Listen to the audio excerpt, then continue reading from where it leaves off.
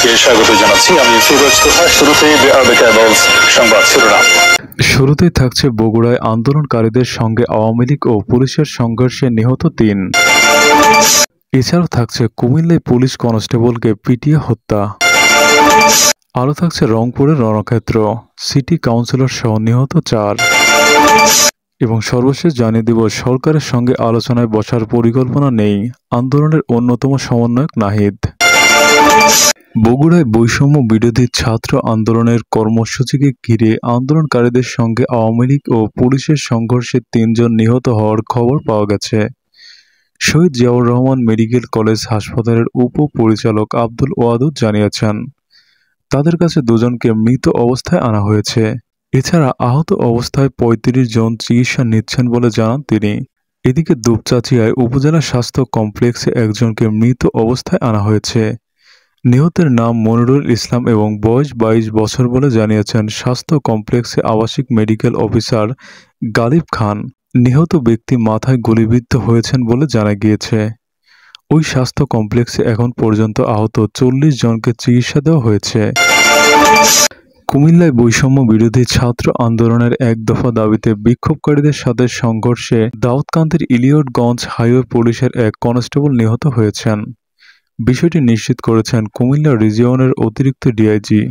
নিহতের নাম ইরশাদ আলী বলে জানা গিয়েছে।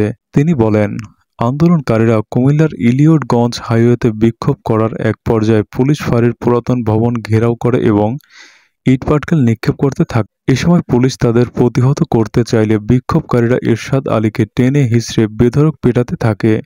এ সময় অন্য পুলিশ সদস্যরা ছাদে উঠে গেলেও ইরশাদ আলী ভিড় থেকে নিজেকে বের করতে পারেননি। এতে গণপিটুনিতে ঘটনাস্থলেই তার মৃত্যু হয়। পরে বিক্ষোভকারীরা ইলিয়টগঞ্জ হাইওয়ে থানায় আগুন লাগিয়ে দেয়। সেই সাথে তারা পুলিশের একটি প্রাইভেট কার ও রেকারে আগুন দেয়।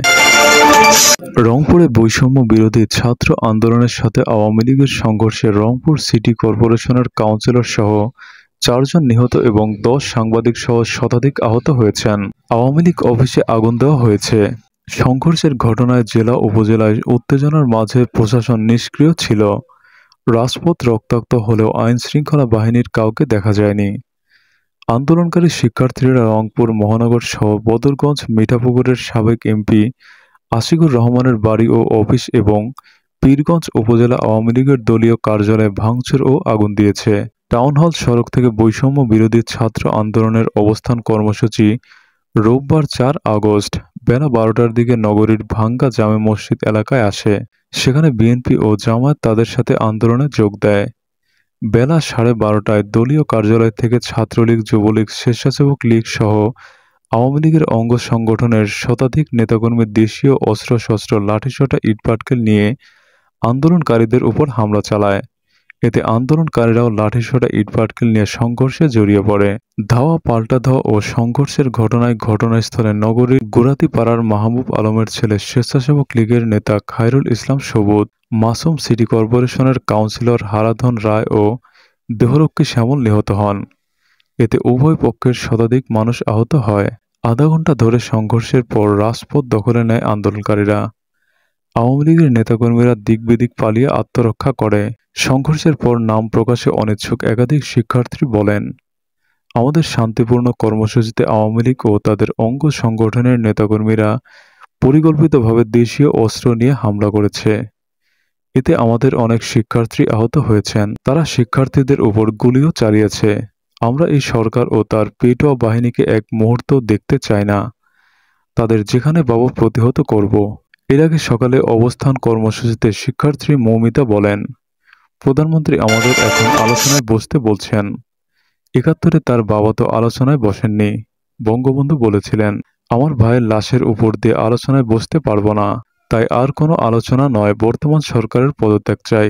শিক্ষার্থী আরিফুল ইসলাম বলেন, বর্তমান সরকার পুলিশ, সেনাবাহিনী, বিজিবির উপর ভর করে ক্ষমতায় টিকে থাকার চেষ্টা করছে।